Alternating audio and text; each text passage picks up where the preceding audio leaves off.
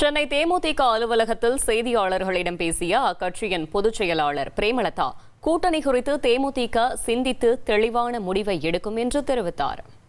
இன்னைக்கு வரைக்கும் திமுக கூட்டணியில ஏற்கனவே இருக்கிறவங்க தான் இருக்காங்க.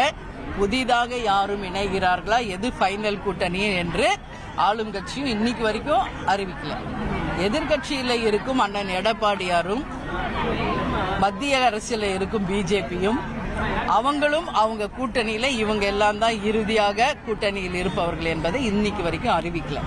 அப்படி இருக்கும் பொழுது நாமும் சிறிது சிந்தித்து ஒரு தெளிவான ஒரு நல்ல முடிவை எடுக்க வேண்டும் என்று ஒட்டுமொத்த மாவட்ட கழக செயலாளர்கள் அவங்க கருத்துல கூறியிருந்தாங்க.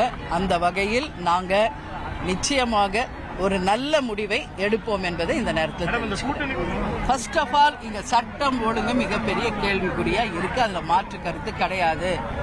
நேற்று தினந்தோறும் இது மாதிரி பல்வேறு விதமான படுகொலைகள் தமிழ்நாடு முழுக்க நடந்துகிட்டு தான் இருக்கு. ஒரு இடம் இல்ல, ரெண்டு இடம் இல்ல. அதே மாதிரி போராட்ட களத்துல இன்னைக்கு இடைநிலை ஆசிரியர்கள் ஒரு பக்கம் போராடிக்கிட்டே தான் இருக்காங்க. நாங்களும் பார்த்துட்டு தான் இருக்கோம். செவிலியர்களை அழைச்சு அவங்கள அவங்க கேட்டதை நாங்க செய்வோம்னு சொல்லியிருக்கு அரசு. அதே மாதிரி தூய்மை பணியாளர்களையும் அழைத்து அவங்களுடைய கோரிக்கை நிறைவேற்றப்படும் நேற்று சொல்லியிருக்காங்க.